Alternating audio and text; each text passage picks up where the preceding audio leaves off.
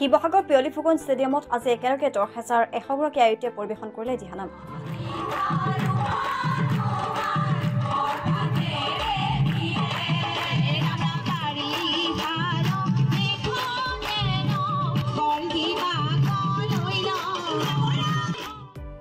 যুগলবন্দী সাংস্কৃতিক কলাকেন্দ্ৰৰ উদ্যোগত বিভিন্ন প্ৰান্তৰ পৰা অহা 10,000 অধিক আইমাতৃয়ে পৰিৱেশন কৰিলে দুটা দিহানাম। দিহানাম পৰিৱেশন কৰি নাম খোদিত কৰিলে অসম বুক অফ ৰেকৰ্ডছত। সৰ্বাধিক মহিলাই হাত চাপৰি মৰা ৰেকৰ্ড হোৱা বুলি সদৰি কৰিছে সংশ্লিষ্ট কৰ্তৃপক্ষই।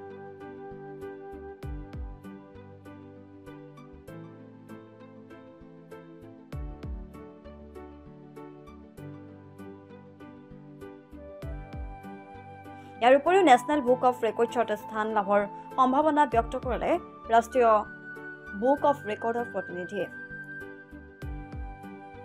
वर्ल्ड रिकॉर्ड के लिए बुलाया गया क्योंकि मैं दिल्ली से नेशनल रिकॉर्ड एग्जीक्यूटिव हूं और वर्ल्ड रिकॉर्ड का कोऑर्डिनेशन करता हूं। तो ये स्टेट रिकॉर्ड आज इसको हासिल किया गया। देयर आर टू वेज, एक होगा setting the record and breaking the record. तो एक setting the record and breaking the record, इसका टोटल फुटेज हम लोगों ने लिया है। ये फुटेज को ऑब्जर्व किया जाएगा, अगर ये सब कुछ ठीक है तो ये नेशनल रिकॉर्ड हो सकता है। और वर्ल्ड रिकॉर्ड के लिए एक प्रोग्राम हो रहा है 12 जनवरी मुंबई में। तो उसके लिए सारा इंफॉर्मेशन, ये फुटेज वगैरह हम आपके जो खास करके ये ग्रुप जुगलबंदी सांस्कृतिक ग्रुप को धन्यवाद देते हैं, उनके लिए ये संभव हुआ है। उनके साथ हम कांटेक्ट में रहेंगे, जुगलबंदी सांस्कृतिक ग्रुप के साथ। मैं असम बुक ऑफ रिकॉर्ड्स का होकर के नेशनल रिकॉर्ड एग्जीक्यूटिव हूँ मैं।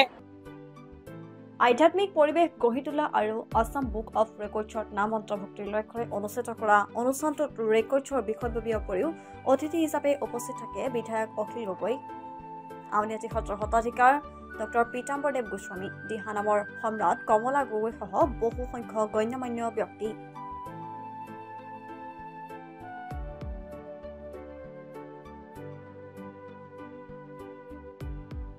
অনুষ্ঠানত উপস্থিত থাকি অখিল গগৈ ৰসাল ভাষণ, মই কিবা এটা সহযোগ কৰিছো, ইমান ভাল অনুষ্ঠান হ'ব বুলি জনা হ'লে আৰু বহুত দিলোহেঁতেন। যুগলবন্দী কলাকৃষ্টি কেন্দ্ৰই ইমান ডাঙৰ অনুষ্ঠান এটা পাতিছে যে আমিয়ে ইমান ডাঙৰ অনুষ্ঠান এটা পাতিবলৈ সাহস নকৰোঁ। সঁচাকৈ আমাৰ সকলোৱে জানে যে শংকৰদেৱে তৈয়াৰ কৰি দিয়া আমাৰ যি নাম ধৰ্ম, সেই নাম ধৰ্মৰ এটা অত্যন্ত গুৰুত্বপূৰ্ণ পাৰ্ট দিহানাম।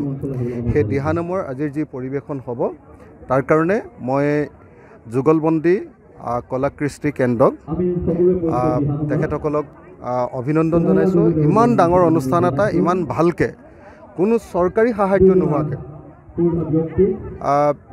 তেওঁলোকৰ নিজৰ সাংস্কৃতিক গ্ৰুপৰ জৰিয়তে বা এগৰাকী বা দুগৰাকী মহিলাৰ উদ্যোগত ইমান ডাঙৰ এটা অনুষ্ঠান পাতিব পৰাটো সঁচাকৈ এটা বহুত ডাঙৰ কাম, প্ৰশংসনীয় কাম। গতিকে মই নিৰ্মালী বাইদেউ নহয় জানো, নিৰ্মলা বাইদেউক মই প্ৰথমতেই আদৰণি জনাইছোঁ যে তেখেতে ইমান ডাঙৰ কাম এটা কৰিবলৈ সাহস কৰিলে। তাৰ লগতে গীতালী বাইদেউহঁতে এই গোটেই অনুষ্ঠানটোত জড়িত হৈ আছে। মই এই অনুষ্ঠানৰ লগত জড়িত প্ৰত্যেকগৰাকীক আমাৰ শিৱসাগৰ সমষ্টিৰ তৰফৰ পৰা বিধায়ক হিচাপে মই সকলোকে ধন্যবাদ জনাইছোঁ, কৃতজ্ঞতা জনাইছোঁ। অন্যহাতে এই অনুষ্ঠানতে দিহানাম পৰিৱেশন কৰি অতিকৈ আনন্দ প্ৰকাশ কৰে আয়োজকসকলে।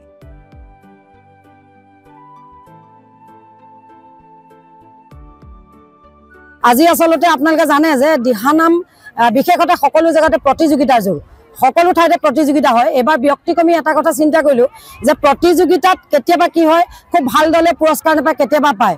কিন্তু আৰু এনেকুৱা হয়, আমাৰ এনেকুৱা কিছুমান গৃহিণী আছে যিসকলে দিহানাম গাবলৈ খুব ইচ্ছা প্ৰকাশ কৰে, কিন্তু তেওঁলোকে কি হয়, এগৰাকী দলৰ নেত্ৰীৰ অভাৱ, দলৰ অভাৱ, আৰু জানে যে প্ৰতিযোগিতা কৰিবলৈ যাতে এখন গাড়ী লাগে আৰু তাৰ লগে লগে টকা পইচাৰ প্ৰয়োজন নহ'লে আপুনি দলটো সুগঠিত কৰিব নোৱাৰে। গতিকে আমি ব্যক্তিক্ৰমী এটা চিন্তা কৰিলো যে শিৱসাগৰ জিলাত বিশেষভাৱে শিৱসাগৰ জিলাৰ আশে-পাশে থকা গাঁওসমূহ আই মাতৃসকলক একত্ৰিত কৰি এষাৰি দিহানাম গোৱাৰ সিদ্ধান্ত কৰিলো আৰু সেই মৰ্মে সৰ্বপ্ৰথমে 5555 গৰাকী আই মাতৃক আমি একত্ৰিত কৰিছো তাৰমানে কমে বাঢ়ি 8888 হ'ল আৰু এতিয়া আপোনালোকে দেখিছে যে আপোনালোকৰ মাজত 10,000তকৈ অধিক আই মাতৃ আজি তাৰিখত এই দৰবাৰ এইখন পিয়লি ফুকন ষ্টেডিয়ামত আজি তাৰিখত আপোনালোকে নিজে দেখিছে যে সঁচাকে গৌৰৱ অনুভৱ কৰিছে।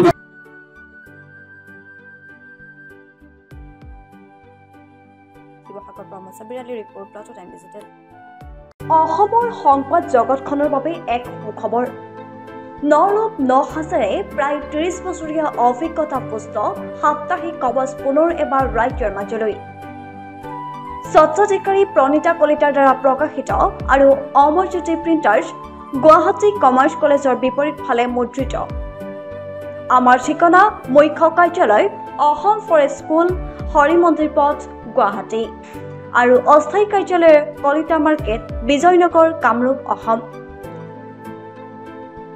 মোবাইল নং 9435114666 আৰু 7024722813 মেইল আইডি probhatiahom@gmail.com